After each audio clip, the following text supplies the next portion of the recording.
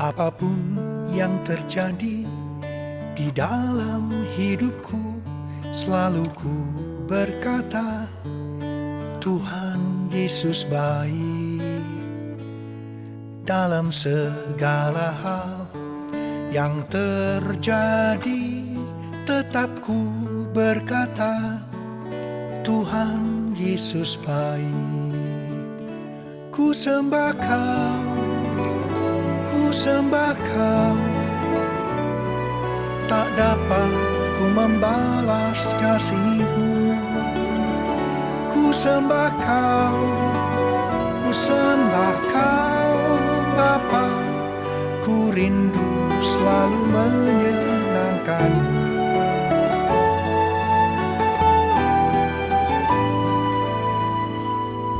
Apapun yang terjadi di dalam hidupku, selalu ku berkata, Tuhan Yesus baik.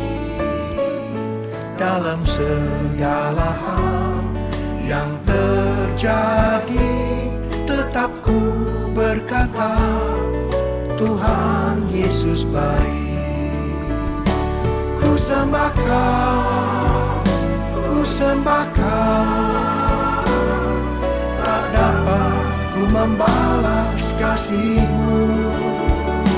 Ku sembah Kau, ku sembah Kau, Bapa, ku rindu selalu menyenangkan. Ku sembah Kau, ku sembah Kau, tak dapat ku membalas kasih-Mu. Ku sembah Kau, ku sembah Kau, Bapa, ku rindu selalu menyenangkan.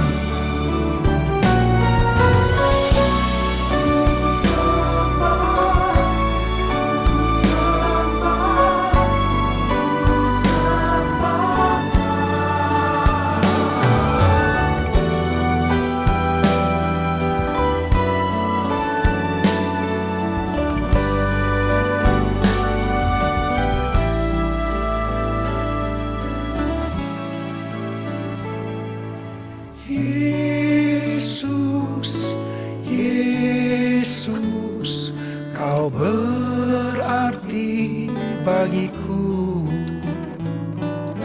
Yesus, Yesus. Mazmur 91. Orang yang duduk dalam lindungan yang maha tinggi dan bermalam dalam naungan yang maha kuasa akan berkata kepada Tuhan, tempat perlindunganku dan kubu pertahananku, Allahku yang kupercayai. Sungguh, Dialah yang akan melepaskan engkau dari jerat penangkap burung, dari penyakit sampar yang busuk.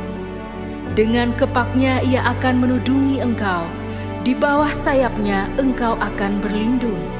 Kesetiaannya ialah perisai dan pagar tembok. Engkau tak usah takut terhadap kedahsyatan malam, terhadap panah yang terbang di waktu siang, terhadap penyakit sampar yang berjalan di dalam gelap, terhadap penyakit menular yang mengamuk di waktu petang. Walau 1.000 orang rebah di sisimu dan 10.000 di sebelah kananmu, tetapi itu tidak akan menimpamu. Engkau hanya menontonnya dengan matamu sendiri dan melihat pembalasan terhadap orang-orang fasik. Sebab Tuhan ialah tempat perlindunganmu, yang maha tinggi telah Kau buat tempat perteduhanmu. Malapetaka tidak akan menimpa kamu, dan tulah tidak akan mendekat kepada kemahmu. Sebab malaikat-malaikatnya akan diperintahkannya kepadamu untuk menjaga engkau di segala jalanmu. Mereka akan menatang engkau di atas tangannya, supaya kakimu jangan terantuk kepada batu. Singa dan ular tedung akan kau langkahi. Engkau akan menginjak anak singa dan ular naga. Sungguh, hatinya melekat kepadaku, maka aku akan meluputkannya. Aku akan membentenginya, sebab ia mengenal namaku. Bila ia berseru kepadaku, aku akan menjawab. Aku akan menyertai dia dalam kesesakan. Aku akan meluputkannya dan memuliakannya. Dengan panjang umur akan kukenyangkan dia, dan akan kuperlihatkan kepadanya keselamatan daripadaku.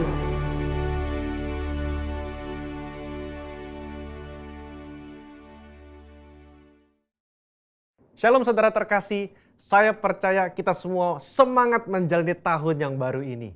Dalam edisi Voice of Pentecost kali ini saya ingin menjelaskan mengapa Pentakosta ketiga memiliki dimensi yang jauh lebih besar dari peristiwa Azusa Street. Memang ini akan berbicara sedikit sejarah, tapi jangan alergi dulu saudara, karena ini penting sekali. Karena sudah lebih dari 1 abad, maka saksi mata yang menyaksikan langsung betapa dahsyatnya pencurahan Roh Kudus yang terjadi di Azusa Street sudah meninggal. Dan kita hanya dapat mengetahuinya dalam catatan-catatan peristiwa serta bukti sejarah pada waktu itu. Salah satunya yang ditulis dalam buku 100 peristiwa penting dalam sejarah kekristenan. Tercatat bahwa harian Los Angeles Times hari Rabu tanggal 19 April 1906 memberitakan sebuah pertemuan diadakan di sebuah pondok yang hampir rubuh di Azusa Street. Dan para pengikut doktrin-doktrin yang mengerikan ini mempraktekkan upacara-upacara paling fanatik, mengkhotbahkan teori-teori liar, dan memaksakan mereka sendiri dalam keadaan kegembiraan yang tidak waras dengan semangat mereka sendiri. Nah saudara, publisitas negatif semacam ini malah sesungguhnya membantu mengumpulkan massa. William Seymour tiba di Los Angeles di bulan Februari tahun 1906. Dan dia mulai berkhotbah serta membangun pelayanannya di Azusa Street. Penantian akan pencurahan Roh Kudus terjawab. Dan pada bulan April, dalam sebuah ibadah, Roh Kudus tercurah dan orang mulai berkata-kata dengan bahasa yang baru. Sebenarnya, pernah ada beberapa orang berbahasa lidah yang muncul dengan tiba-tiba di negara itu dan di Eropa pada tahun-tahun silam. Tetapi Azusa Street merupakan ledakan terbesar. Gerakan yang diawali oleh William Seymour ini kemudian melanda dunia, melampaui etnis, suku, ras, dan dikenal dengan gerakan atau aliran Pentakosta. Inilah yang kita beri istilah sebagai Pentakosta kedua. Setiap hari Minggu kita memperkatakan bersama-sama. Pentakosta ketiga adalah pencurahan Roh Kudus yang dahsyat di zaman now, melebihi yang terjadi di Azusa Street. Pernyataan ini bukanlah sekedar pernyataan iman semata, apalagi klaim sepihak dari gembala sidang atau gembala pembina. Pernyataan ini terkait dengan 2 aspek. Yang pertama, aspek historis. Pada tahun 1909, William Seymour pernah tercatat bernubuat, dalam 100 tahun yang akan datang, akan ada kebangunan rohani lain seperti yang terjadi di Azusa, dan kemuliaan Shekinah akan kembali. Dan kegerakan Allah tersebut akan lebih besar dan lebih luas dari yang terjadi di Azusa. Tidak hanya terjadi di satu tempat atau kepada beberapa orang saja, melainkan akan menjangkau seluruh dunia. Dan kegerakan itu tidak akan berakhir, bahkan sampai kedatangan Tuhan. Amin. Haleluya. Dengan menyampaikan secara gamblang dan terbuka nubuatan yang beliau terima, menjadi bukti bahwa pernyataan Pentakosta ketiga lebih dahsyat dari yang terjadi di Azusa Street bukanlah klaim sepihak dari pihak kita, melainkan sudah menjadi janji, rencana, dan kehendak Tuhan. Dalam nubuatan tersebut dinyatakan 3 hal yang membuat Pentakosta ketiga lebih dahsyat dari kegerakan Azusa Street, yaitu dari sisi kuantitas, tidak hanya terjadi di satu tempat atau kepada beberapa orang saja, melainkan di banyak tempat dan kepada banyak orang. Sisi jangkauan, bukan hanya kepada satu kota atau satu negara saja, tetapi ke berbagai negara di berbagai benua di bumi ini. Yang ketiga, sisi rentang waktu. Fokusnya bukan hanya terjadi 1 tahun atau 3 tahun, melainkan tidak berhenti sampai Tuhan Yesus datang kembali. Aspek yang kedua, yaitu aspek teologis atau biblikal. Alkitab kita menyebutkan istilah hujan awal atau yoreh terkait musim menanam dan hujan akhir, malkos, yang terkait dengan musim menuai, sebagaimana yang kita temukan dalam ayat-ayat berikut ini. Berdasarkan prinsip hujan awal dan hujan akhir, dapat kita pahami bahwa hujan awal pencurahan Roh Kudus mengawali kelahiran gereja. Dan hujan akhir pencurahan Roh Kudus mengawali penuaian jiwa terbesar dan terakhir sebelum kedatangan Tuhan Yesus yang kedua kali. Hujan akhir pencurahan Roh Kudus jauh lebih dahsyat daripada hujan awal. Karena penuaian jiwa-jiwa yang terjadi jauh lebih besar. Bradley Truman Knoll dalam bukunya berkata, konsep hujan akhir memberikan struktur kepada kisah kegerakan Pentakosta kita bahwa akan datang pencurahan Roh Kudus yang dahsyat sebelum kedatangan Tuhan Yesus kali yang kedua. Kita sekarang berada di era di mana hujan akhir itu sedang dicurahkan. Tujuan dari hujan akhir ini memiliki dua sisi, yakni pemberitaan Injil Kerajaan kepada seluruh dunia di mana kita menjadi saksi dan mempersiapkan berkas tuaian untuk siap dituai. Haleluya. Jika kita memperhatikan aspek historis dan aspek teologis di atas, kita memiliki dasar untuk mengatakan bahwa gerakan Pentakosta ketiga terjadi dalam dimensi yang jauh lebih besar dari Azusa Street. Ini merupakan sebuah hak istimewa bagi kita semua yang hidup di generasi ini. Jadi, jangan sampai ketinggalan. Jadilah utusan Pentakosta ketiga, the messenger of the third Pentecost dimanapun saudara berada. Untuk penjelasan lebih lengkapnya dari tim teologi kami, jangan lupa buka link yang ada di atas atau scan QR Code yang tersedia. Tuhan Yesus memberkati. Tuhan Yesuslah sumber kekuatan bagi setiap kita. Di tengah-tengah masa pandemi hari-hari ini, tidak ada alasan untuk tidak bersuka cita. Karena sukacita Tuhan itu adalah kekuatan kita. Katakan amin. Dalam-Mu ku temukan sukacita. Dunia takkan sanggup ku berikan. Segala bebanku pun digantikan selama ku ada di dalam-Mu. Kaulah sukacita, pengharapan dan kehidupan. Kau beri kekuatan, haleluya. Bersukacita selamanya. Yang bersukacita boleh katakan ye ye ye ye ye ye ye. Mari terus alami sukacita Tuhan saudara. Di rumah-rumah, mari tepuk tangan bersama-sama. Haleluya. Kau ada mendampingi setiap langkahku. Wow. Berikan kekuatan dengan Roh-Mu. Angkat kedua tangan sama-sama saudara. Amin. Ku punya rancangan. Boleh dua tangan diangkat sama-sama. Kaulah sukacita dan kehidupan ada dalam hidup saudara dan saya. Namanya Tuhan Yesus. Haleluya, haleluya. Kaulah sukacita, pengharapan dan kehidupan.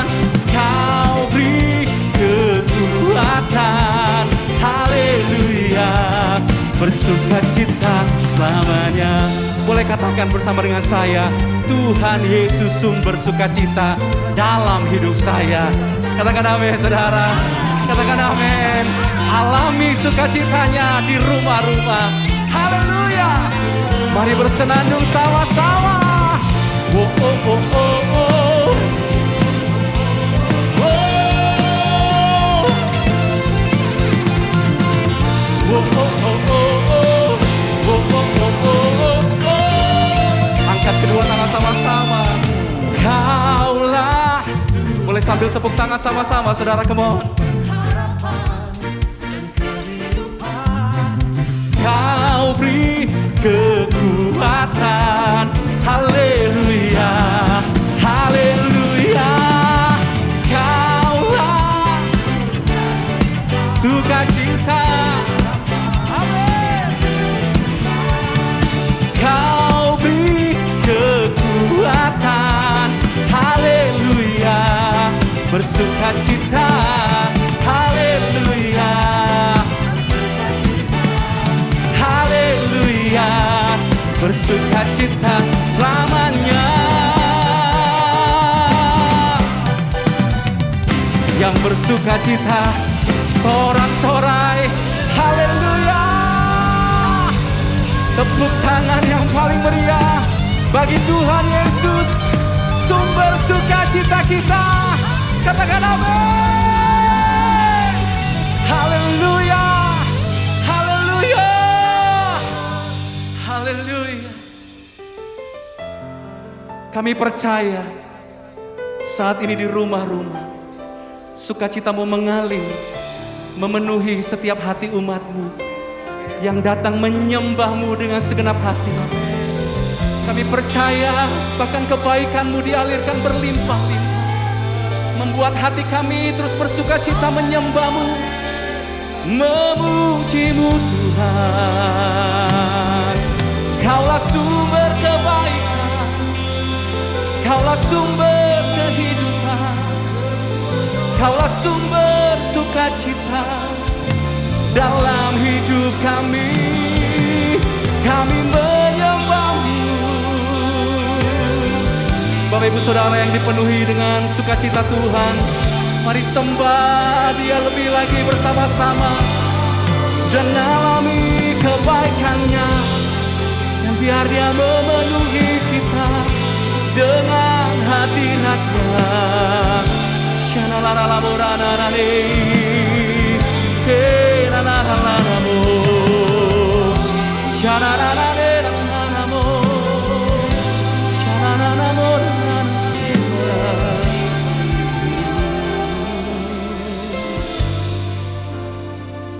Selidiki aku,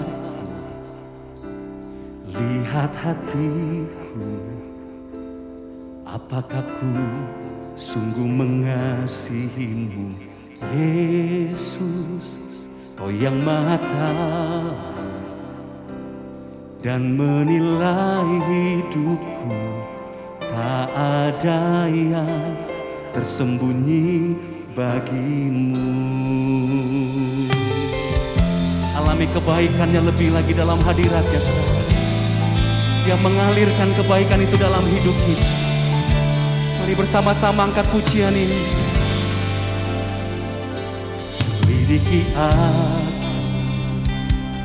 lihat hatiku, apakah ku sungguh mengasihimu, Yesus, Kau yang Maha Tahu dan menilai hidupku. Tak ada yang tersembunyi bagimu.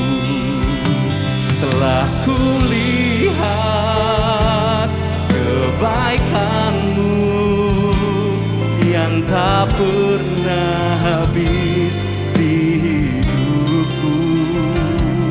Ku berjuang sampai akhirnya Kau dapati aku tetap setia. Sebab berbahagialah orang-orang yang setia mengasihi Tuhan. Dia akan mengalami kebaikan-Nya selama-lamanya. Mari katakan lebih lagi. Selidiki aku, lihat hatiku, apakah ku sungguh mengasihimu, Yesus, Kau yang Maha Tahu dan menilai hidupku. Tak ada yang tersembunyi. Mari angkat kedua tangan kita berkata bersama. Telah kulihat kebaikan-Mu yang tak pernah habis di hidupku. Ku berjuang sampai akhirnya Kau dapati. Mari jemaat bersama singers alami kebaikan Tuhan lebih lagi dan katakan, telah kulihat kebaikan-Mu ya Tuhan.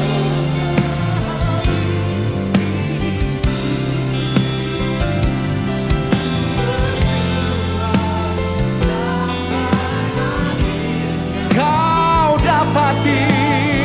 Mari terus jemaat bersama singers Angkat suara kita lebih lagi berkata, telah kulihat. Iya.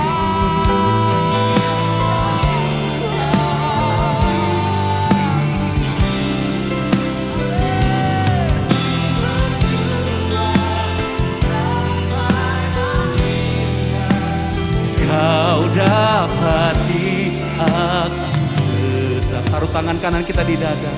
Katakan bersama, telah kulihat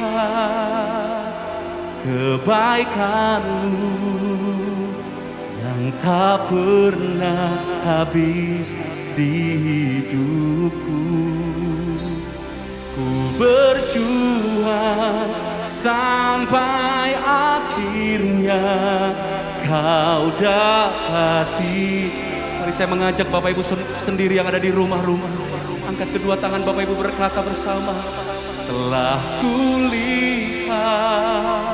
Sekalipun dalam masa pandemi hari-hari ini, tapi saya percaya Tuhan tidak pernah meninggalkan kita.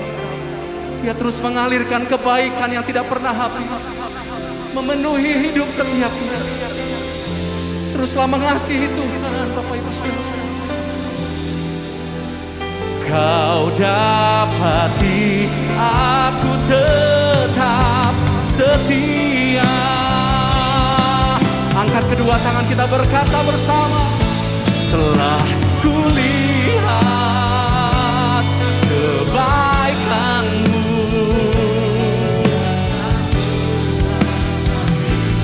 di hidupku. Ku berjuang sampai akhirnya kau dapati aku tetap. Kau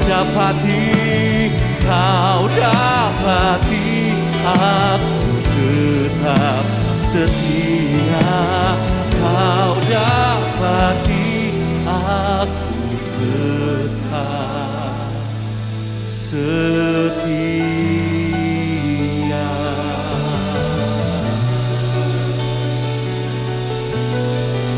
Setia mengasihimu, setia mencintaimu, ya Tuhan. Mari kita mau sembah Tuhan Bapak Ibu Saudara. Alami hadiratnya lebih lagi Bapak Ibu. Panggil namanya Jesus. Kami sembah Kau, kami puji Kau. Kau mengalirkan kebaikan-Mu berlimpah-limpah dan tak pernah habis, memenuhi hidup kami Tuhan.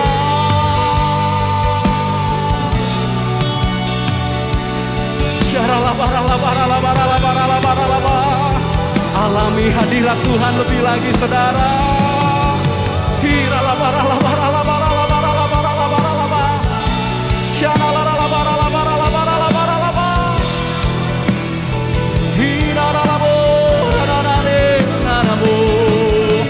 Hadiratmu lebih dari segala-galanya. Roh Kudus-Mu lebih dari apapun. Dan biarlah hadirat-Mu memenuhi kami Tuhan, lebih dari segalanya, lebih dari segalanya. Kami merindukan hadirat-Mu Tuhan, itu lebih dari apapun, itu lebih dari apapun. Kami merindukan Roh Kudus-Mu, itu lebih dari segalanya. Oh, ku buka hati untuk jamahan-Mu, berserah penuh di hadirat-Mu. Kau ambil alih seluruh hidupku di altar-Mu menyembah. Angkat tangan kita bersama-sama.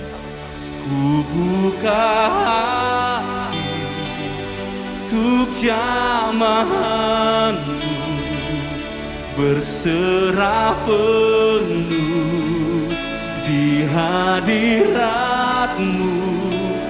Kau ambil alih seluruh hidupku.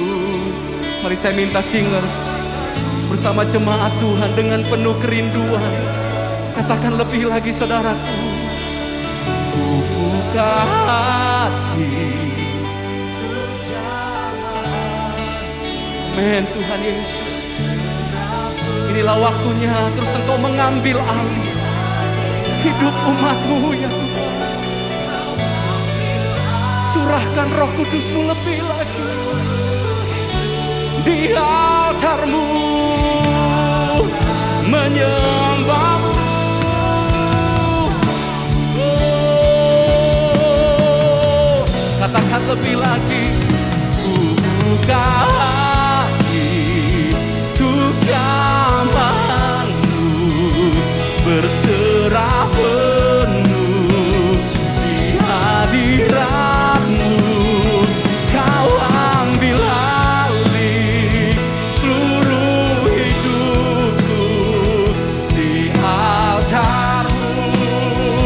Buka kedua tangan kita, katakan lebih lagi. Ku buka hati, come on.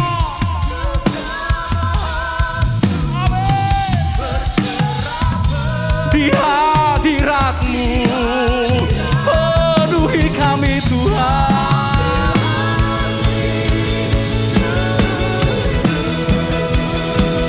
Di altar-Mu menyembah-Mu. Sorak-sorak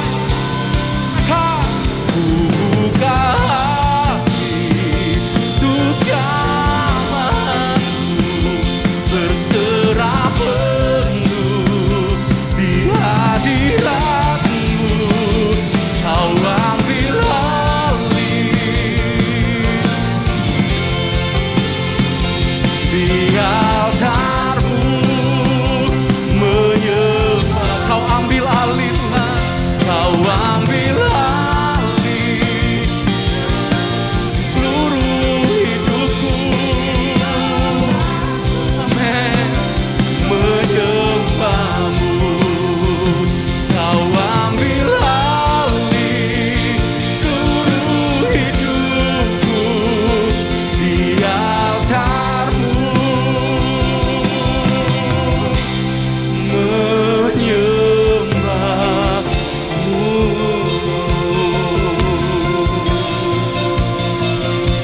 Hanyalah pusat perhatian kami Tuhan.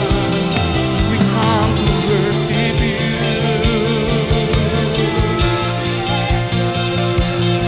We come to praise Your name, oh Lord.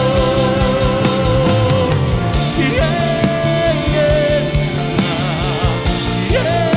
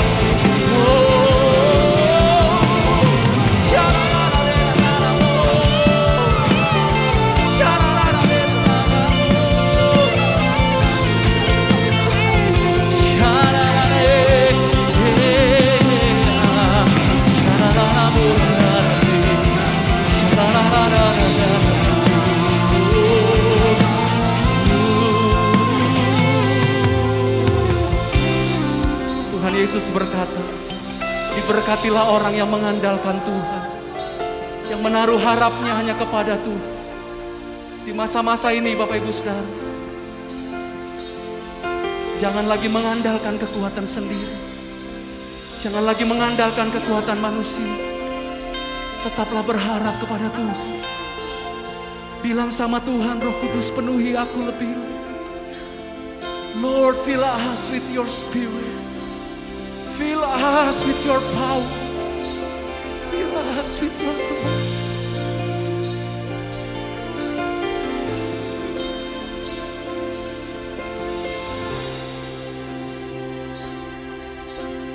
Fill us with your spirit.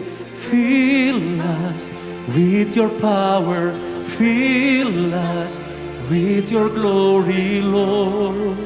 As we come together, fire burning in my soul, a passion for the lost, empower us again. As we come together, fill us with your spirit, fill us with your power, fill us with your glory, Lord.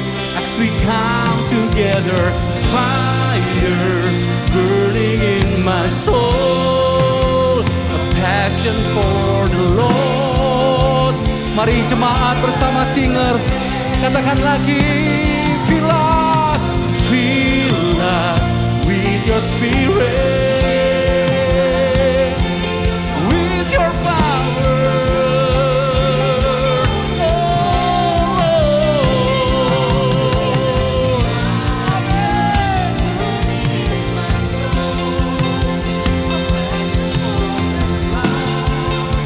Empower us again as we come together. Fill us with your spirit, fill us with your power, fill us with your glory, Lord. As we come together, fire.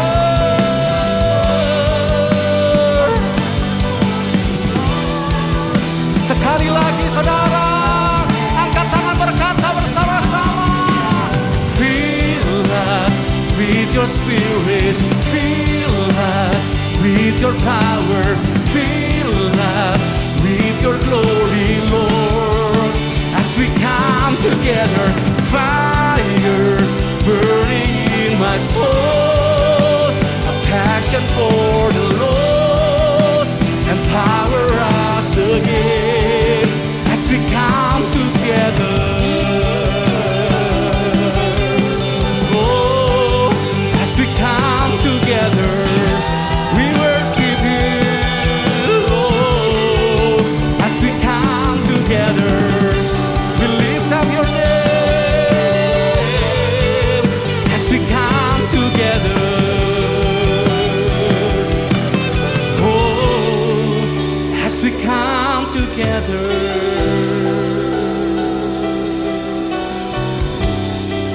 As we come together to worship you, as we come together to praise your name, as we come together to lift up your name. Dan waktu namamu disembah, dan waktu namamu ditinggikan, maka engkau yang menarik jiwa-jiwa mengalami kemuliaan-Mu. Dan di rumah-rumah penuh dengan hadirat-Mu Tuhan, dan semua mengalami kemuliaan-Mu. Sampai yang lemah berkata, aku kuat. Yang sakit berkata, aku sembuh. Pintu-pintu dibukakan, bahkan jiwa-jiwa dibawa masuk, mengalami penuaian, penuaian, penuaian.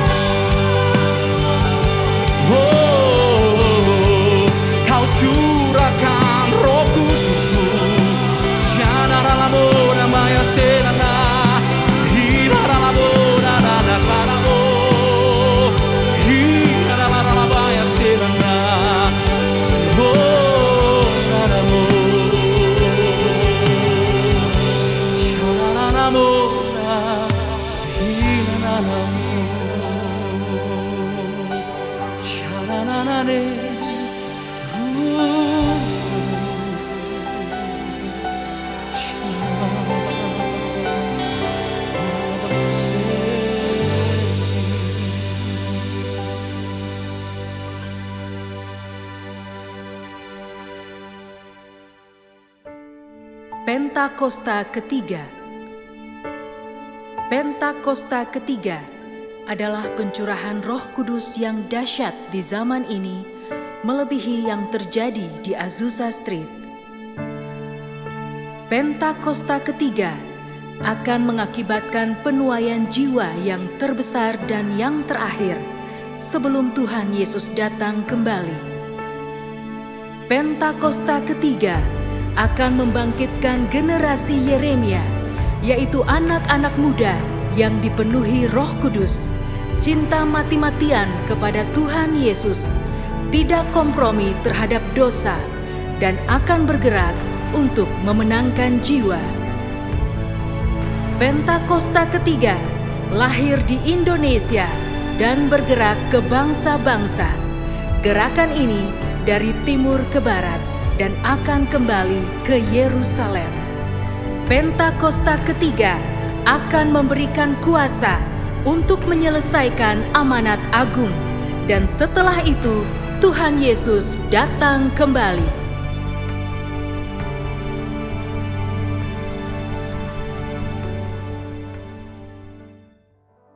Bapak Saudara, mari sama-sama kita bersatu di dalam doa. Tuhan, kami mengucap syukur buat kebaikan-Mu. Kami berterima kasih Tuhan, karena kasih-Mu yang gak pernah berhenti buat setiap kehidupan kami. Terima kasih Bapa, kami percaya kalau sampai hari ini kami ada, itu semua hanya karena kebaikan-Mu. Terima kasih Tuhan, kami boleh merasakan hadirat-Mu. Kami melihat Tuhan, tuntunan-Mu di dalam setiap kehidupan kami. Kami percaya Engkau Tuhan yang pegang kendali atas setiap kehidupan kami.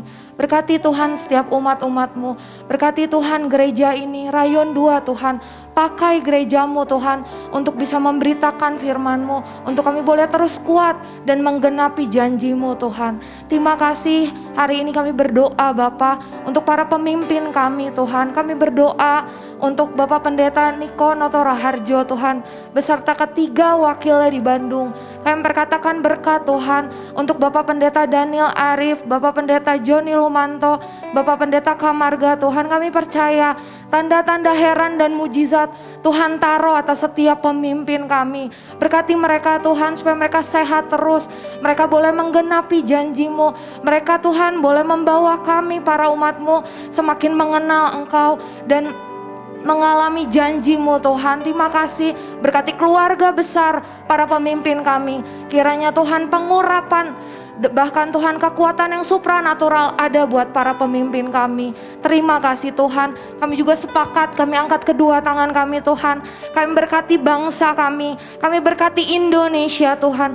Kami tahu Tuhan akan ada hujan pertobatan atas Indonesia, pengenalan akan Tuhan, bahkan kesembuhan. Kami akan lihat Tuhan, damai sejahtera yang melampaui segala akal ada buat bangsa kami. Pulihkan bangsa kami Tuhan, pulihkan bangsa kami Tuhan. Kami mengucap syukur untuk setiap kemuliaan-Mu Tuhan yang Tuhan nyatakan, untuk setiap mujizat demi mujizat Tuhan atas COVID-19. Kami lihat ada banyak orang yang sembuh. Kami lihat ada banyak orang yang menjadi mengenal Tuhan lewat setiap cobaan yang Tuhan izinkan buat Indonesia. Kami berkatakan Tuhan, berkat, kasih karunia, bahkan kedamaian yang lebih lagi ada buat bangsa kami. Terima kasih Tuhan, berkati Bapak Presiden Tuhan, Bapak Jokowi, beserta semua wakilnya, beserta semua pemimpin-pemimpin yang ada Tuhan. Kami percaya setiap keputusan yang mereka ambil adalah keputusan yang daripada Tuhan. Berkati mereka semua Tuhan, apapun pekerjaan mereka, apapun keputusan-keputusan yang mereka ambil akan membawa bangsa kami menjadi bangsa yang semakin maju. Terima kasih Tuhan, kami percaya nubuatan atas bangsa kami akan terjadi Tuhan. Keselamatan atas bangsa kami, atas pemimpin kami, atas rayon 2 Tuhan akan terjadi. Terima kasih Tuhan, terima kasih. Dan kalau sebentar kami mau mendengar sebagian dari firman-Mu, kami percaya Tuhan, Engkau yang akan memberikan tuntunan demi tuntunan. Engkau akan menyatakan isi hati-Mu untuk setiap kami. Kami siapkan hati kami supaya kami boleh siap mendengar dan menerima berkat-Mu Tuhan. Terima kasih Bapa, kami mengucap syukur. Amin.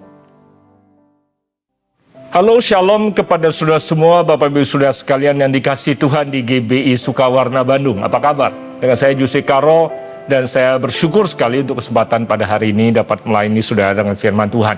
Walaupun masih secara online, namun saya percaya bahwa hadirat Tuhan, kebenaran firman Tuhan tidak akan pernah terhalang oleh keterbatasan jarak yang memisahkan kita. Dan saya percaya kebenaran itu akan hadir dalam kehidupan saudara hari ini juga, dan kebenaran akan memerdekakan setiap kehidupan saudara. Amin. Saya percaya juga Tuhan memelihara dan melindungi saudara selama ini, walaupun kita sudah memasuki tahun kedua pandemi ini. Saya percaya Tuhan akan tetap setia memelihara saudara dalam kehidupan, kesehatan, pernikahan, pekerjaan saudara semua. Tuhan adalah Tuhan yang setia, tidak pernah meninggalkan kita. Amin. Pada hari ini kita akan belajar mengenai tema keluarga, family, dari gembala dan penatua yang mempercayakan mimbar ini kepada saya hari ini. Tema yang saya terima adalah mengenai keluarga, dan kita akan belajar mengenai pentingnya keluarga dalam kehidupan kita. Mengapa keluarga merupakan sesuatu yang sangat amat perlu kita berikan perhatian khusus. Keluarga bukan hanya sekedar sebagian daripada kehidupan kita. Keluarga adalah dasar dan fondasi daripada kehidupan yang kita bangun di muka bumi ini. Saudara, Tuhan mempercayakan keluarga pada manusia dengan alasan yang sangat penting. Dan sering kali saya temukan kita sebagai anak-anak Tuhan tidak mengerti pentingnya kehidupan keluarga dalam kehidupan kita. Dan ada banyak orang, terutama anak-anak Tuhan juga, yang kemudian lalai mempertahankan dan memelihara kehidupan mereka sejak keluarga. Tidak menyadari konsekuensi apa yang terjadi pada saat keluarga kita mengalami ancaman atau mengalami kerusakan. Nah, mari kita mulai hari ini apa yang akan kita pelajari tentang mengapa keluarga dalam kehidupan kita, atau mengapa Tuhan berikan keluarga pada kita, apa dampaknya dalam kehidupan kita secara pribadi, bahkan kepada anak-anak kita dan generasi selanjutnya. Sudah siap belajar? Saya harap sudah siap untuk belajar. Sebagai ayat firman Tuhan yang pertama yang saya akan buka untuk memulai pembahasan kita adalah Kejadian pasal yang pertama, ayatnya yang ke-28, di mana Tuhan mengucapkan berkat atas kehidupan manusia. Bunyi firman Tuhannya seperti ini. Allah memberkati mereka, lalu Allah berfirman kepada mereka, beranak cuculah dan bertambah banyak. Penuhilah bumi dan taklukkanlah itu. Berkuasalah atas ikan-ikan di laut, dan burung-burung di udara, dan atas segala binatang yang merayap di bumi. Di dalam ayat yang baru saja saya kutip, ada dua tugas utama yang diberikan Allah kepada Adam dan Hawa pada hari pertama mereka diciptakan. Yaitu yang pertama, untuk memenuhi bumi, dan yang kedua, tugas yang kedua adalah menguasai atau menaklukkan bumi. Nah, kedua tugas utama ini Tuhan berikan pada Adam dan Hawa sejak hari pertama Tuhan menciptakan mereka. Bahkan sebenarnya kalau saudara melihat ayat yang tadi saya kutip, di kanan Allah berfirman, firman Allah adalah beranak cuculah atau penuhilah bumi, bertambah banyak memenuhi bumi. Kemudian berkuasa atas ikan, bicara soal laut, burung, bicara soal udara, dan binatang yang merayap di bumi, bicara soal darat. Artinya Tuhan selain memerintahkan manusia untuk memenuhi bumi, Tuhan juga memberikan berkat kepada manusia untuk menguasai bumi secara darat, laut, dan udara. Artinya Tuhan telah memberikan otoritas dan kemampuan, potensi untuk manusia menaklukkan kehidupan di muka bumi ini, baik itu di darat, baik itu di laut, maupun di udara. Namun apabila saudara perhatikan bahwa sebelumnya, sebelum ayat 28 ini, Kejadian pasal pertama, semua yang Allah perintahkan atau semua yang Allah firmankan langsung menjadi kenyataan. Allah berkata, jadilah terang, terang langsung jadi. Allah memisahkan air dari daratan, langsung apa yang Tuhan perintahkan itu atau apa yang Tuhan firmankan menjadi kenyataan. Namun di ayat ke-28 ini kalau saudara perhatikan, apa yang Tuhan firmankan tidak segera menjadi kenyataan. Artinya, waktu Tuhan berkata, beranak cuculah, jadilah banyak, Adam dan Hawa tidak mendadak berubah menjadi banyak. Mereka tetap berdua. Apa artinya? Apakah Tuhan kehilangan kuasa penciptaannya? Tentunya tidak, saudara. Dan saya percaya bahwa Allah tidak kehilangan itu. Namun, kekuatan, kuasa untuk menjadikan apa yang Allah baru saja firmankan itu ditempatkan di dalam diri Adam dan Hawa. Artinya potensi untuk menjadikan diri mereka menjadi banyak itu ditempatkan di dalam diri Adam dan Hawa. Demikian juga potensi untuk menguasai bumi ada di dalam diri mereka berdua. Jadi apakah manusia kemudian memenuhi bumi apa tidak? Atau menguasai bumi apa tidak? Tidak lagi tergantung kepada Tuhan, tetapi tergantung pada bagaimana manusia mengeluarkan potensi tersebut dari dalam kehidupan mereka untuk menjadikan apa yang telah Tuhan firmankan menjadi kenyataan. Amin. Nah, itu adalah dua berkat pertama yang Tuhan tempatkan di dalam diri manusia. Mari kita lanjut sedikit lebih jauh. Kemudian di dalam Kejadian pasal kedua ayat 24, Tuhan berkata seperti ini. Sebab itu, sebab apa? Sebab Allah telah memberkati manusia. Sebab itu, seorang laki-laki akan meninggalkan ayahnya dan ibunya dan bersatu dengan istrinya sehingga keduanya menjadi satu daging. Untuk Adam dan Hawa mampu mengeluarkan potensi mereka untuk memenuhi bumi dan menguasai dan menaklukkan bumi, Allah memberikan kepada Adam dan Hawa sebuah keluarga. Menarik sekali apabila saudara perhatikan, untuk manusia dapat mengemban tugas yang Tuhan berikan, Tuhan tidak mendirikan perusahaan, tidak mendirikan organisasi, bahkan Tuhan tidak mendirikan gereja pada saat itu, untuk manusia bisa mengemban tugas yang Tuhan berikan pada manusia. Yang Tuhan berikan pada manusia adalah sebuah keluarga, a family. Oleh sebab itu, keluarga adalah institusi pertama yang Allah dirikan di muka bumi ini. Tujuannya adalah untuk manusia bisa mengemban tugas utama yang Tuhan berikan kepadanya. Keluarga adalah bagian daripada rencana Tuhan untuk memungkinkan manusia menggenapi rancangannya, yaitu memenuhi dan menaklukkan bumi. Keluarga merupakan unit terkecil dari sebuah komunitas. Komunitas yang kuat merupakan dasar dari sebuah kota, bangsa yang hebat. Oleh sebab itu, keluarga merupakan unit atau komponen yang sangat penting untuk menentukan kekuatan dari sebuah generasi maupun bangsa. The quality of the families will ultimately determine the destiny of the nation. Kualitas daripada keluarga di dalam sebuah bangsa yang pada akhirnya akan ikut menentukan tujuan akhir dan kehidupan daripada sebuah bangsa dan negara. Oleh sebab itu, saudara bisa memahami betapa pentingnya kekuatan daripada keluarga dalam kehidupan kita. Karena bukan hanya mempengaruhi diri kita secara pribadi, tapi mempengaruhi komunitas, kota, bangsa, bahkan generasi kita, di mana Tuhan tempatkan kita berada. Apabila sekarang saudara memahami tentang pentingnya keluarga dalam kehidupan kita, sekarang kita akan masuk ke dalam bagian untuk belajar apa yang dibangun di dalam sebuah keluarga. Setiap kita dilahirkan di dalam keluarga. Tidak ada seorang pun kita dilahirkan yang di luar keluarga, terlepas dari keluarga kita utuh atau tidak. Orang tua kita ideal berfungsi seperti yang kita harapkan atau tidak. Namun setiap kita dipilih oleh Tuhan untuk lahir di dalam sebuah keluarga. Betul, kata kuncinya adalah dipilih oleh Tuhan. Karena bukan kita yang memilih lahir di keluarga yang mana. Ada banyak di antara kita yang masih bergumul untuk menerima realita bahwa kita dilahirkan di keluarga tertentu. Ada banyak orang menyesali kehidupan latar belakang asal-usulnya dan berkata, seandainya saya tidak lahir di keluarga ini. Tahukah saudara bahwa Tuhan yang telah memilihkan keluarga di mana kita dilahirkan. Kita yang harus menentukan keluarga seperti apa yang kita akan bangun di kemudian hari tentunya. Nah, oleh sebab itu sebentar lagi kita akan belajar tentang apa saja yang akan sangat amat penting untuk kita perhatikan pada saat kita menjalani kehidupan keluarga, karena akan mempengaruhi kehidupan daripada anak-anak kita yang ada di dalam keluarga ini. Pada kesempatan ini kita akan belajar mengenai 3 hal yang sangat kunci dan penting yang akan terbentuk di dalam kehidupan seseorang, di dalam kehidupan dia sejak dilahirkan dalam sebuah keluarga. 3 hal ini adalah menjadi esensi penting dasar daripada kemampuan seseorang itu berfungsi dengan baik dalam kehidupannya, dan sangat ditentukan oleh latar belakang keluarga di mana dia dilahirkan. 3 hal tersebut adalah yang pertama, identitas atau self-image. Identitas dan self-image seseorang ditentukan di dalam keluarga di mana dia dibesarkan. Kedua, rasa berharga, the sense of worth atau sense of belonging, rasa berharga dalam diri seseorang dibangun di dalam kehidupan dia berkeluarga sejak dia kecil. Kemudian yang terakhir yang kita akan bahas nanti adalah rasa berguna atau sense of significance, sense of purpose. Seseorang merasa hidupnya bermanfaat, berguna, dan alasan mengapa dia dilahirkan dapat dia bangun dengan sehat dalam kehidupannya. Ketiga hal ini akan kita bahas hari ini, dan kita akan belajar bagaimana Tuhan membangunnya di dalam kehidupan kita masing-masing melalui kehidupan kita bersama-sama sebagai keluarga. Yang pertama yaitu identitas, gambar diri kita, self-image, bagaimana kita menilai dan melihat diri kita sendiri terbangun di dalam sebuah keluarga. Sejak kita dilahirkan, identitas yang pertama yang kita dapatkan adalah nama. Nama kita diberikan oleh orang tua kita.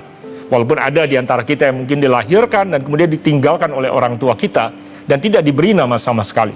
Saya mengenal beberapa orang yang bahkan diberi nama di panti asuhan karena latar belakang mereka ditelusuri. Hari pertama mereka ditemukan adalah pada saat mereka ditemukan di depan pintu panti asuhan, ditinggalkan oleh orang tua mereka.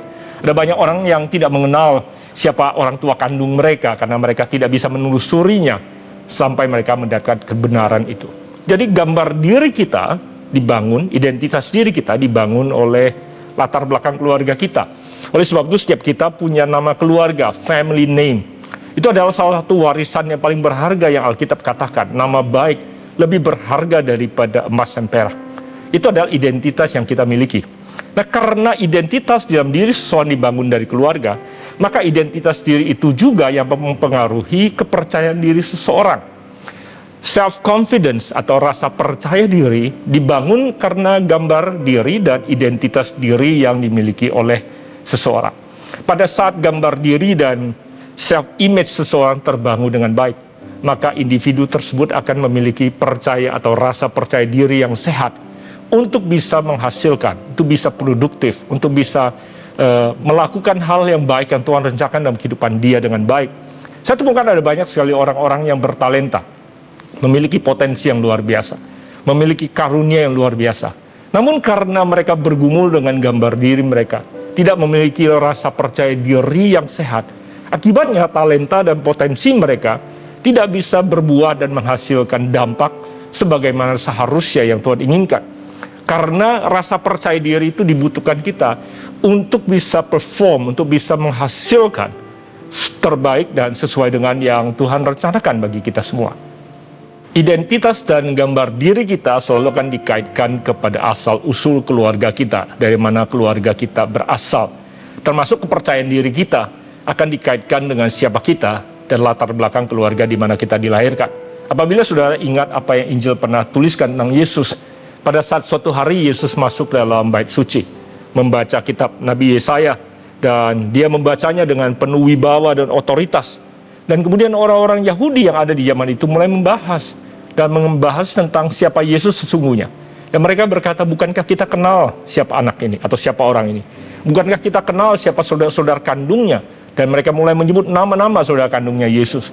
Bahkan mereka menyebut orang tuanya, yaitu Yusuf dan Maria, yang mereka kenal tinggal di kota itu. Si tukang kayu dan tanda kutip Maria yang hamil di luar nikah menurut bahasa orang-orang yang ada di zaman itu. Dengan kata lain mereka berkata, kita tahu siapa dia, kita tahu asal-usulnya, tetapi bagaimanakah mungkin dia bisa memiliki otoritas, wibawa, tanda kutip, kepercayaan diri seperti itu untuk melakukan apa yang dia lakukan. Saudara, seringkali identitas diri kita yang akan mempengaruhi latar belakang atau menjadi asal-usul kita, mempengaruhi kepercayaan diri kita dalam melakukan segala sesuatu. Demikian juga pada saat kita melihat ada seseorang yang memiliki kepercayaan diri yang berlebihan, atau kita sebut orang yang mungkin cenderung sombong, katakanlah seperti itu. Seringkali pada saat kita melihat ada seseorang yang sangat amat sombong, seringkali kita juga berkomentar seperti ini. Emang siapa dia? Anak siapakah dia? Kira-kira seperti itu. Seringkali kita mengaitkan kesombongan seseorang dengan asal-usulnya apabila orang tersebut berasal dari keluarga tertentu, dengan nama keluarga dan posisi dan kuasa tertentu misalnya. Seringkali kita mengaitkan kesombongan seseorang, arogansi seseorang dengan latar belakang asal-usulnya. Demikian juga dengan kerendahan diri, rasa tidak percaya diri seseorang, seringkali juga itu terkait dengan keyakinan dia tentang siapa dirinya dan dari mana dia berasal. Karena gambar diri dan kepercayaan diri terbangun di dalam keluarga, maka iblis tahu apabila dia mampu menghancurkan gambar diri dan kepercayaan diri seseorang, maka dia berhasil menggagalkan potensi yang ada dalam diri pribadi tersebut untuk keluar, untuk bermanfaat dan berdampak di dalam kehidupan dunia ini yang menghancurkan pekerjaan dan perbuatan iblis di dunia ini. Oleh sebab itu dia berusaha keras untuk merusak gambar diri setiap kita sebagai manusia dengan berusaha mengingatkan pada kita siapa kita dan dari mana kita berasal. Tapi tahukah saudara bahwa walaupun kita dilahirkan oleh orang tua kita, apalagi kalau orang tua kita tidak bisa memberikan gambar diri dan kepercayaan diri, identitas diri yang sehat bagi kita semua. Dengan kata lain, saudara dan saya, ada banyak yang di antara kita tidak bisa bangga dengan keluarga dari mana kita berasal. Pertanyaannya adalah, gambar diri dan identitas diri dari manakah yang akan menyebabkan saudara dan saya bisa percaya diri untuk menjalankan kehidupan kita sebagaimana yang Tuhan merencanakan? Saya teringat kepada satu firman Tuhan yang perjanjian lama. Di Yeremia pasal yang pertama ayat yang keempat yang berbunyi seperti ini. Firman Tuhan datang kepadaku, bunyinya, kata Yeremia. Sebelum aku, Elohim, Tuhan, membentuk engkau dalam rahim ibumu, aku telah mengenal engkau. Dan sebelum engkau keluar dari kandungan, aku telah menguduskan engkau. Aku telah menetapkan engkau menjadi nabi bagi bangsa-bangsa. Tuhan berkata bahwa sebelum aku menempatkan engkau di rahim kandungan ibumu, aku telah mengenal engkau. Dan sebelum engkau keluar dari kandungan, aku telah menguduskan engkau, aku telah menetapkan engkau. Ketahuilah saudara bahwa sebelum engkau ada di kandungan ibu saudara, saudara sudah ada di dalam pikiran Tuhan. Karena Tuhan telah mengenal engkau. Terlepas dari nama apapun yang diberikan oleh orang tuamu, kau telah diberikan nama oleh Tuhan di dalam dirinya. Dan Tuhan telah menetapkan rancangannya dalam kehidupan saudara. Dan Tuhan telah menguduskan dan memberkati engkau. Dengan kata lain, ketahuilah bahwa gambar diri saudara sesungguhnya bukan saudara hanya telusuri sampai hari lahir saudara dan latar belakang keluarga di mana engkau dilahirkan. Asal usul engkau yang sesungguhnya, gambar diri engkau yang sesungguhnya adalah berasal daripada Bapa di surga. Engkau dikasihi oleh Bapamu di surga dan engkau ada dalam rancangan daripada Tuhan pencipta yang menenun engkau di dalam kandungan ibumu. Saudara, ada banyak sekali orang-orang yang saya kenal yang lahir tanpa asal usul yang jelas. Dan seringkali mereka bergumul dengan identitas dan gambar diri mereka. Saya berharap hari ini tidak menjadi pergumulan saudara. Saudara perlu berdamai dan menerima latar belakang asal usul saudara. Atau latar belakang keluarga saudara. Karena Tuhan tahu bahwa identitas diri kita terkait dengan latar belakang keluarga kita. Ada banyak sekali anak-anak muda yang bergumul karena orang tuanya bercerai.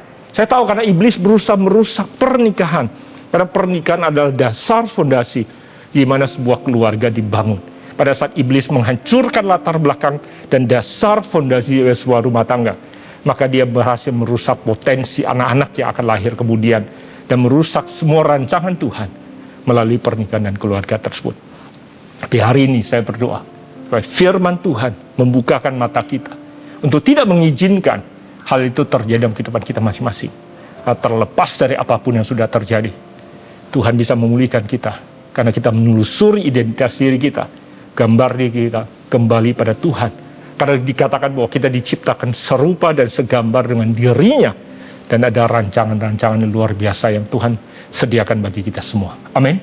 Saya percaya bahwa ini akan memulihkan dan membuka mata saudara untuk melihat bahwa identitas, gambar diri dan asal usus saudara tidak hanya berhenti secara jasmani di keluarga di mana engkau dilahirkan. Namun bukan berarti kita tidak perlu membangun keluarga dan pernikahan yang sehat supaya anak-anak kita bisa memiliki identitas, gambar diri, dan kepercayaan diri yang sehat sehingga mereka bisa berdampak bagi generasi dan kehidupan berikutnya. Seperti tadi saya katakan, kita tidak bisa memilih dari mana kita dilahirkan, tapi kita bisa memilih pernikahan, keluarga, dan anak-anak seperti apa yang kita ingin bangun di dalam melalui kehidupan kita. Amin. Faktor yang kedua adalah rasa berharga, sense of worth, atau sense of belonging. Rasa berharga dan rasa memiliki atau dimiliki, dikasihi. Nah, akhir-akhir ini, isu mental health, kesehatan mental menjadi pergumulan banyak orang, terutama di kalangan generasi yang lebih muda. Nah, selain menjadi kunci, rasa berharga menjadi kunci daripada kesehatan mental kita, juga sebenarnya mempengaruhi imun sistem kita, daya tahan tubuh kita. Salah satu perjuangan yang berat yang dihadapi oleh mereka yang mengalami infeksi corona adalah kesendirian untuk melawan, selain melawan sakit penyakit yang ada di tubuhnya yang menyerang tubuh jasmaninya, tapi kesendirian yang menyerang pikirannya. Itu adalah salah satu pergumulan yang jauh lebih berat menurut saya. Oleh sebab itu, apabila ada di antara keluarga saudara yang sedang mengalami isolasi mandiri atau sedang sendirian dalam menghadapi sakit penyakit ini, saudara jangan berpikir bahwa yang mereka perlukan adalah istirahat dan jangan diganggu. Justru pada saat-saat seperti itulah sebenarnya mereka perlu mendapatkan perhatian kita semua. Sebisa mungkin saudara video call dengan mereka, walaupun mereka sepertinya sulit untuk bicara karena mereka sedang terpasang dengan oksigen dan susah untuk bicara. Tapi sebenarnya sesungguhnya adalah perhatian saudara, kehadiran saudara dalam kehidupan mereka sepanjang hari. Itu yang akan memberikan dukungan mental dan membuat mereka rasa dikasihi, rasa berharga mereka, the sense of worth and sense of belonging mereka. Karena mereka dikangenin oleh lingkungan keluarga mereka, orang-orang yang mengasihi mereka dan peduli mereka. Yang akan memberikan pada mereka boost. Itu jauh lebih kuat daripada semua vitamin yang bisa diberikan atau booster yang bisa diberikan untuk membangkitkan imun sistem mereka atau daya tahan tubuh mereka. Oleh sebab itu, saya berdoa supaya saudara memperhatikan hal ini dan saudara bisa menjadi pendukung bagi orang-orang di sekitar saudara, karena rasa berharga yang ada dalam diri kita sangat amat penting dan sangat amat kuat untuk mendukung kesehatan jasmani kita. Itu yang pertama. Tetapi selain itu, rasa berharga itu juga akan mendukung kita untuk mengeluarkan potensi yang ada di dalam diri kita. Karena Tuhan menempatkan potensi itu dalam diri kita. Seperti tadi saya katakan, potensi itu adalah sesuatu yang masih tersimpan dalam diri manusia dan harus dikeluarkan. Izinkan saya jelaskan seperti ini. Di tangan saya ada sebutir telur. Yang kita lihat adalah sepertinya hanya sebutir telur yang kalau kita masak menjadi sarapan, kita makan selesai. Tetapi saudara, saya juga tahu bahwa dalam telur ini ada sebuah potensi yang tersimpan. Artinya, potensi untuk dia kalau menjalani proses tertentu, maka dia benih ini akan bisa berubah menjadi seekor anak ayam. Yang kalau dipelihara dengan sehat, maka dia bisa bertumbuh dewasa menjadi seekor ayam dewasa yang bisa bertelur, bukan hanya satu, tetapi banyak telur yang lain, yang kemudian apabila dilewatkan atau dijalankan proses yang sama kembali, semua telur tersebut bisa berbuah menjadi anak-anak ayam lainnya.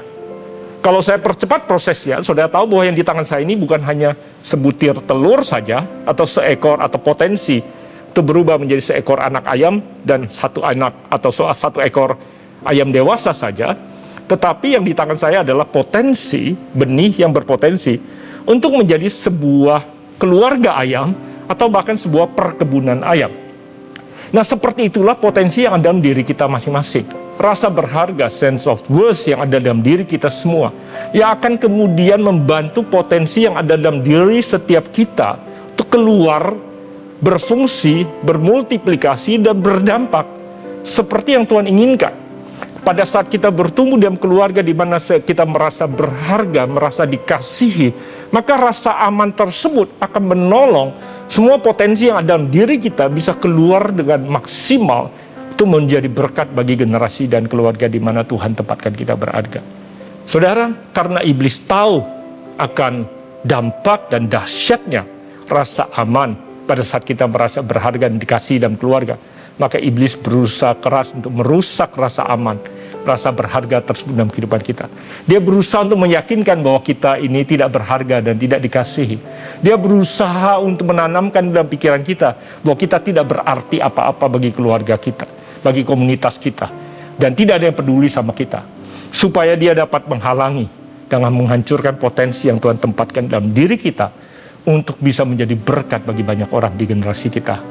Tahukah saudara bahwa Yesus pun dicobai dalam kedua hal yang baru saya bahas bagi saudara.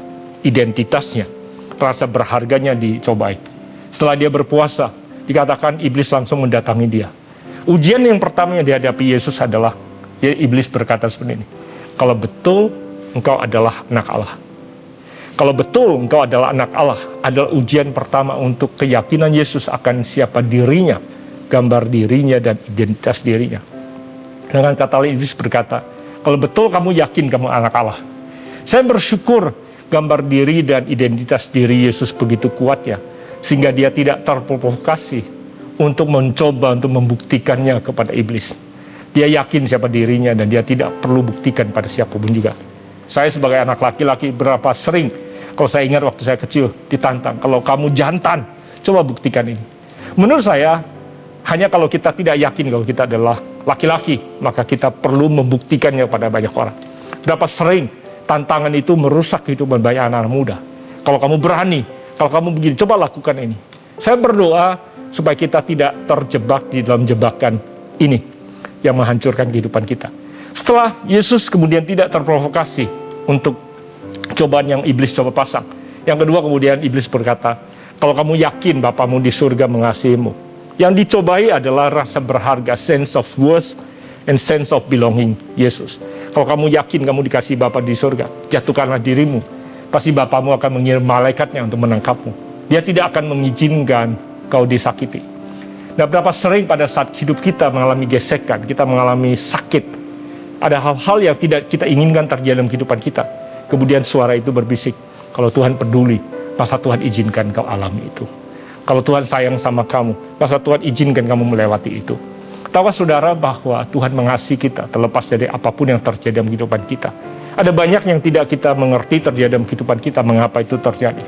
Seringkali manusia mengkaitkan itu dengan rasa sayang daripada Tuhan kepada kita. Ketahuilah Tuhan mengasihi kita tanpa syarat. Walaupun ada banyak hal yang kita perlu pelajari dalam kehidupan itu, menelusuri mengapa hal-hal terjadi dalam kehidupan kita. Namun hari ini saya ingin saudara tahu bahwa Tuhan peduli dan Tuhan mengasihi saudara. Walaupun mungkin ada orang tua dan keluarga di mana kita dilahirkan tidak memberikan rasa aman, rasa sayang, dan rasa peduli sebagaimana seharusnya. Tapi saya berdoa supaya saudara mendapatkan itu dari Tuhan yang tidak terbatas dan kasih Tuhan yang tidak terbatas dalam kehidupan saudara. Saya juga bersyukur Yesus tidak perlu membuktikannya dengan menjatuhkan dirinya. Berulang kali saya temukan ada banyak anak-anak muda yang menyakiti dan membiarkan rasa sakit itu merampas dari kehidupan mereka. Karena mereka hanya sekedar ingin membuktikan, adakah orang yang mengasihi saya? Adakah orang yang peduli pada saya? Ketahuilah bahwa Tuhan peduli dan mengasihi engkau. Dan saya berdoa, saudara juga menjadi orang-orang yang Tuhan akan pakai untuk memberikan dan menunjukkan rasa peduli dan rasa kasih sayang itu yang dibutuhkan oleh orang-orang sekitar kita. Kalau saudara punya anak-anak, dan itulah yang dibutuhkan oleh anak-anakmu dari saudara sebagai orang tua. Selain identitas, tapi rasa aman yang mereka butuhkan dari engkau di dalam rumah tangga. Jadikan rumahmu tempat yang paling aman, tempat yang paling nyaman untuk mereka ingin berada. Apabila rumah saudara seperti itu, saudara tidak perlu melarang anak saudara untuk pergi dan keluar dari rumah. Mereka akan memilih untuk ada di tempat yang paling aman, di komunitas yang paling mereka merasa diterima dan dikasih, yaitu di rumah tangga mereka. Setiap rumah tangga yang memberikan rasa aman seperti itu, saudara akan temukan anak-anaknya tidak akan keluyuran dan ingin lari daripada rumah tersebut. Tapi rumah di mana mereka tidak mendapatkan surga di bumi, bukan kualitas rumahnya, bukan keindahan dan kebesaran kemewahan rumahnya, tidak. Tapi rasa aman dan kasih sayang ada di rumah tersebut yang akan menyebabkan seorang anak tidak ingin pergi kemana-mana. Anak saya pada saat pertama kali mendapatkan SIM, berulang kali teman-temannya bingung karena anak saya punya SIM, punya kunci mobil, bahkan kunci rumah karena kami sedang tugas keluar kota. Teman-teman mereka atau teman-teman anak-anak kami seringkali berkata, kenapa kalian di rumah saja, kenapa tidak pergi? Kemudian anak-anak kami seringkali menjawab, mau kemana kami pergi? Kami ada di tempat yang paling nyaman. Mengapa kami harus lari dan keluar pergi dari rumah ini? Karena teman-teman mereka seringkali harus manjat jendela, kabur dari rumah tengah-tengah malam tanpa ketahuan orang tua mereka. Hanya sekedar untuk mendapatkan rasa nyaman, rasa aman, dan kenikmatan yang mereka anggap lebih berharga daripada keberadaan mereka di rumah. Saudara, apabila saudara membangun rumah yang seperti itu dan keluarga yang seperti itu, saudara akan memiliki anak-anak yang akan tumbuh besar dengan rasa aman yang dahsyat, dan mereka akan mengeluarkan potensi dari kehidupan mereka menjadi berkat bagi banyak orang. Faktor yang ketiga dan yang terakhir adalah rasa berguna, sense of significance, sense of purpose. Rasa puas dan berarti tidak dapat diberikan oleh keberhasilan secara material maupun pencapaian kita. Tetapi rasa puas dan berarti hanya manusia dapatkan pada saat mereka menemukan tujuan dan panggilan hidup dan memenuhi apa yang mereka yakini menjadi tujuan dan panggilan hidup dari Tuhan dalam kehidupan mereka. Nah, salah satu kuncinya adalah the sense of significance and purpose yang terbangun secara perlahan sejak masa kecil mereka. Pada saat mereka ada dalam keluarga, mereka berhasil melakukan hal-hal pencapaian-pencapaian yang ada dan mendapatkan pengakuan daripada orang tua mereka. Nah, oleh sebab itu yang akan membuat seseorang terus membangun rasa berguna ini adalah terus dan berusaha melakukan yang terbaik dalam kehidupan mereka adalah pada saat mereka mendapatkan acknowledgement, pengakuan, dukungan, support sejak mereka kecil. Dan mereka terbiasa untuk kemudian membangun sense of contentment, sense of fulfillment, rasa berguna, rasa berarti itu sejak masa muda mereka. Keluarga adalah tempat di mana kita justru membangun pengakuan itu dalam kehidupan mereka. Sehingga mereka terus bisa mengembangkan sekali lagi potensi yang Tuhan tempatkan dalam diri mereka. Keluarga adalah tempat di mana Tuhan membangun pengakuan, acknowledgement dalam diri kita. Nah, oleh sebab itu selain keluarga secara jasmani, keluarga kecil kita, gereja adalah komunitas keluarga Kristus yang Tuhan berikan bagi kita semua. Oleh sebab itu bagi setiap keluarga yang ada di GBI Sukawarna, selain anak-anak jasmani saudara sendiri yang Tuhan percayakan bagi saudara, ada banyak sekali anak-anak rohani yang membutuhkan saudara sebagai orang tua rohani bagi mereka. Karena mereka tidak mendapatkan orang tua jasmani sebagaimana yang seharusnya. Karena ada orang tua yang tidak mengerti kebenaran yang saya sedang bagikan pada saudara hari ini. Banyak orang tua yang belum mengerti kebenaran yang sedang kita pelajari hari ini. Oleh sebab itu saudara, setiap pasangan orang tua yang ada di GBI Sukawarna, ini adalah tantangan dan panggilan Tuhan bagi setiap saudara untuk menjadi orang tua rohani bagi anak-anak muda, teman-teman daripada anak-anak saudara. Yang saudara perhatikan, mereka tidak mendapatkan gambar diri yang sehat dari orang tua mereka. Mereka tidak mendapatkan rasa aman, rasa berharga, rasa kasih sayang atau dikasihi daripada orang tua jasmani mereka. Dan mereka tidak mendapatkan pengakuan, sense of purpose, dukungan, pengakuan rasa berharga yang mereka butuhkan sejak mereka tumbuh besar dari lingkungan mereka. Saudara sebagai guru, saudara sebagai pembimbing, ketua komsel, saudara sebagai orang-orang yang percaya Tuhan untuk membina anak-anak muda, kids, dan next gen di GBI Sukawarna. Saudara adalah orang tua yang Tuhan tempatkan di situ untuk membangun generasi berikutnya. Nah, saya berdoa kebenaran ini akan memeteraikan apa yang sedang kita lakukan sebagai tubuh Kristus, terutama di kota Bandung. Saya berdoa supaya GBI Sukawarna akan terus dipakai oleh Tuhan untuk membangun sebuah generasi yang sehat, generasi yang dapat bersinar terang menjadi bintang, bukan hanya bagi kota Bandung, bukan hanya bagi Jawa Barat, tapi bahkan bagi Indonesia dan bagi bangsa-bangsa. Amin. Dan saya percaya bahwa kebenaran ini akan menjadi dasar yang sangat teguh untuk masa depan yang kita bangun bersama-sama. Sekali lagi, kita tidak bisa memilih dari mana keluarga kita berasal. Kita tidak bisa memilih siapa orang tua kita. Ada banyak hal yang tidak bisa kita ubah di masa lampau kita. Tetapi doa saya adalah setiap saudara mendengarkan saya. Saudara sudah menjadi orang tua. Saudara masih muda. Saudara bisa mendapatkan kebenaran ini untuk menentukan masa depan seperti apa yang saudara ingin bangun. Doa saya adalah kebenaran ini, apa yang kita pelajari hari ini akan terus menuntun saudara, memberi dukungan bagi setiap saudara, untuk terus setia menjalani apa yang Tuhan percayakan untuk saudara kelola dalam kehidupan saudara, sehingga semua yang Tuhan rencanakan digenapi di dalam dan melalui kehidupan saudara. Amin. Mari kita pejamkan mata kita sebentar, menghampiri Tuhan sebelum kita berpisah. Ambil beberapa waktu untuk saudara hampiri Tuhan, dimanapun kau berada saat ini, mengikuti ibadah online ini. Ada banyak di antara saudara yang sudah mendengarkan apa yang firman Tuhan katakan. Ambil beberapa saat untuk saudara hadapi keberadaan saudara. Ada di antara saudara yang tumbuh besar di keluarga yang seperti saya katakan tadi, tidak ideal. Saya berkata, seandainya saya tidak lahir dari mama ini, seandainya papa saya tidak seperti ini, seandainya orang tua saya tidak bercerai, seandainya saya tidak diserahkan pada orang lain, seandainya saya tidak ditinggalkan. Bahkan ada yang bergumul dengan latar belakang kondisi fisikmu, keberadaanmu, latar belakang asal-usulmu, sukumu, bentuk badanmu, warna kulitmu, dan lain sebagainya. Ketahuilah itu adalah semua pilihan Tuhan bagi kehidupan saudara. Dan Tuhan selalu memilihkan yang terbaik. Saat ini kalau itu pergumulanmu, hampiri Tuhan dan bilang, Tuhan terima kasih. Terima itu sebagai keberadaanmu dan pilihan Tuhan dalam kehidupanmu. Katakan, Tuhan terima kasih. Aku dilahirkan dengan mata yang sipit. Tuhan terima kasih, aku dilahirkan dengan kulit yang lebih gelap. Tuhan terima kasih, kalau Tuhan pilihkan aku hidung yang tidak semancung tetanggaku. Tuhan terima kasih, kalau bentuk badanku tidak setinggi teman-temanku.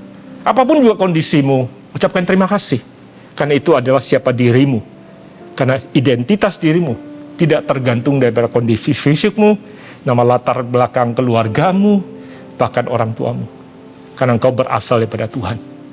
Sebelum engkau dilahirkan, kau sudah ada di pikiran Tuhan. Itu adalah identitasmu yang terutama. Dan itulah kepercayaan dirimu, kau berasal daripada Tuhan. Tuhan menetapkan rancangannya bagi engkau. Kalau sepanjang kau tumbuh besar, engkau tidak merasa berharga, dikasihi, diperhatikan, sebagaimana engkau perlukan.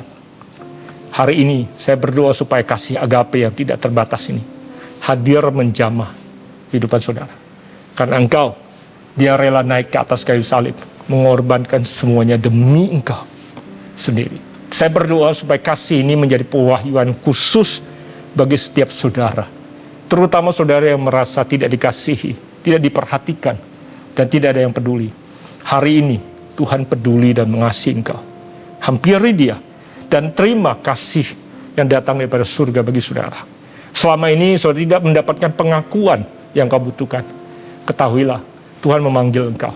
Ada potensi yang Tuhan tempatkan dalam kehidupan saudara. Dan dia punya rancangan yang luar biasa bagi engkau.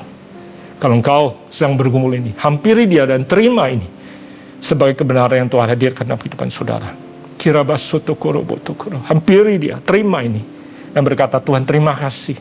Aku tahu kau memanggil aku. Kau punya rencana yang luar biasa. Terima cinta kasih Tuhan dalam kehidupan saudara. Terima kasih Tuhan untuk anugerah dan kebenaran yang kami terima hari ini. Aku minta memeteraikan itu dalam kehidupan setiap kami yang bergumul hari ini. Karena kami berasal dari Engkau. Kau mengasihi kami tanpa syarat. Dan Kau menetapkan rancangan yang luar biasa dalam kehidupan kami.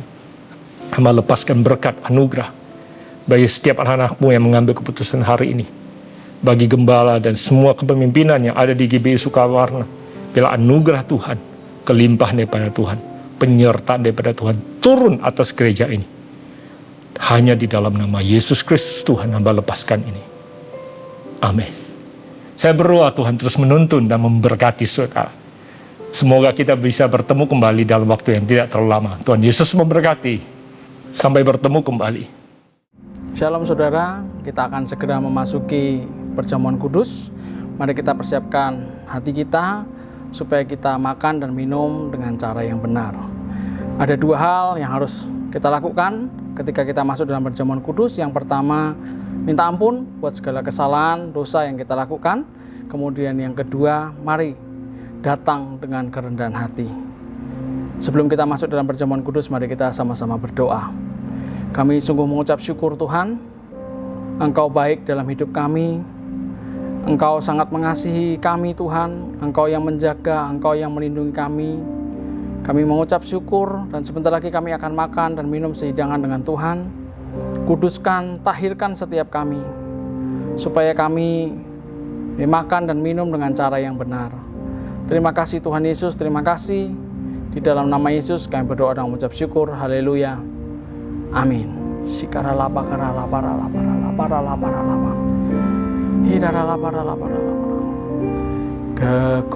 Kekuatan di hidupku ku dapat dalam Yesus. Dia tak pernah tinggalkanku, setia menopangku, berseru berharap dalam Yesus. Ajaib Kau Tuhan, penuh kuasa, sanggup pulihkan keadaanku. Dalam tangan-Mu seluruh hidupku tak akan goyah selamanya, tak akan goyah selamanya, tak akan goyah selamanya.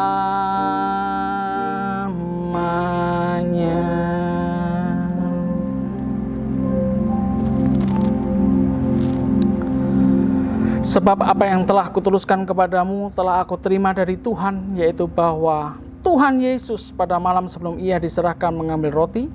Mari kita angkat roti di tangan kanan kita tinggi-tinggi. Dan sesudah itu ia mengucap syukur atasnya, ia memecah-mecahkannya dan berkata, inilah tubuhku yang diserahkan bagi kamu. Perbuatlah ini menjadi peringatan akan aku. Saudara-saudara yang dikasihi Tuhan, bukankah roti yang ada di tangan kanan kita ini ada persekutuan kita dengan tubuh Kristus? Mari kita makan bersama-sama di dalam nama Tuhan Yesus Kristus.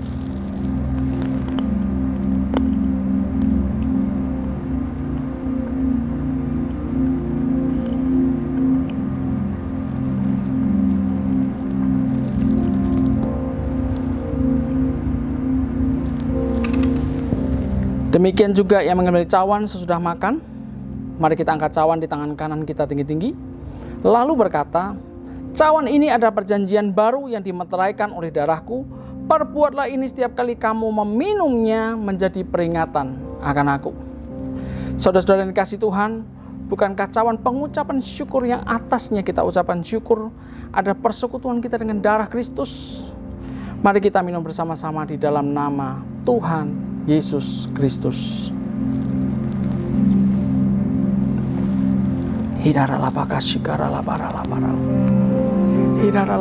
Mari kita ucapkan syukur kita.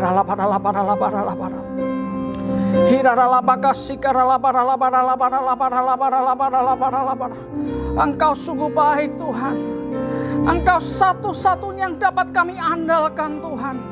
Di tengah dunia yang tidak semakin baik, Engkau tetap menjaga kami, Engkau tetap melindungi kami, Engkau tetap memberkati kami.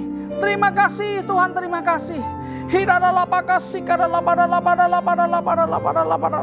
Biar berkat-Mu mengalir kepada jemaat-Mu Tuhan.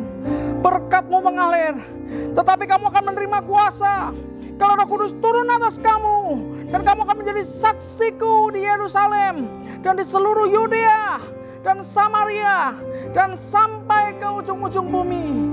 Biar berkat Tuhan berlimpah-limpah turun buat jemaat-Mu di dalam nama Yesus.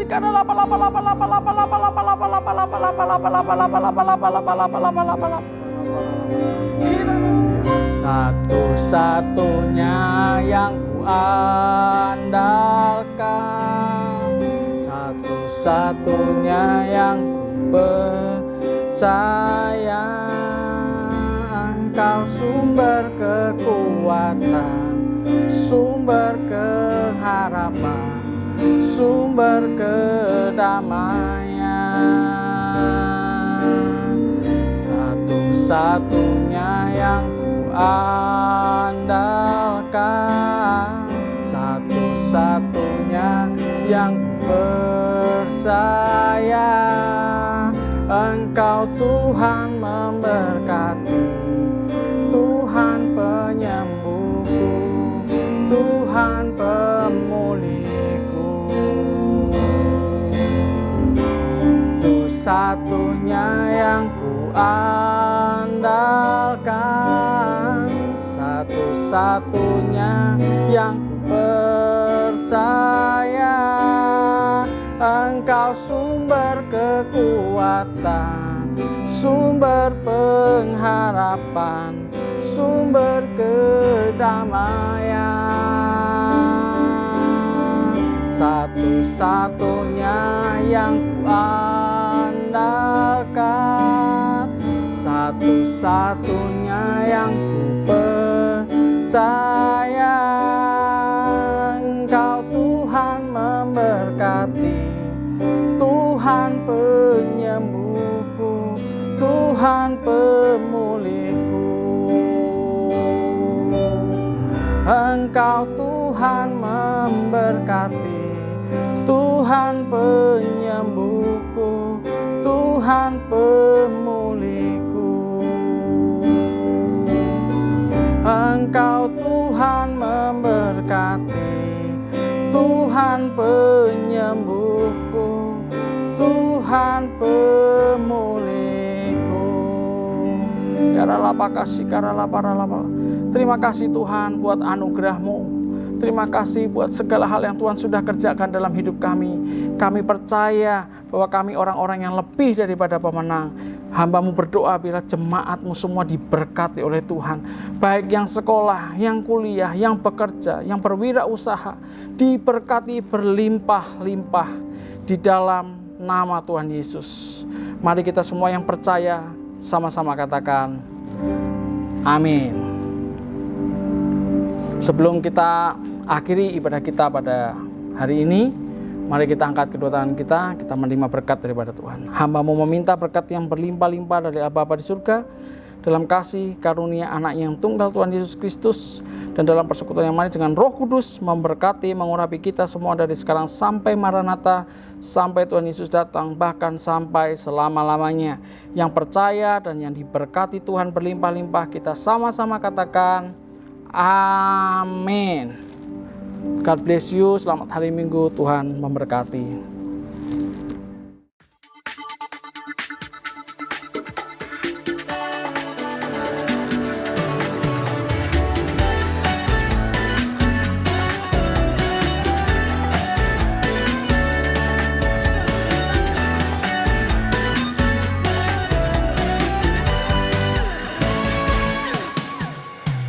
Nyanyilah dan menarilah bagi Sang Raja. Nyanyilah dan menarilah bagi Sang Raja.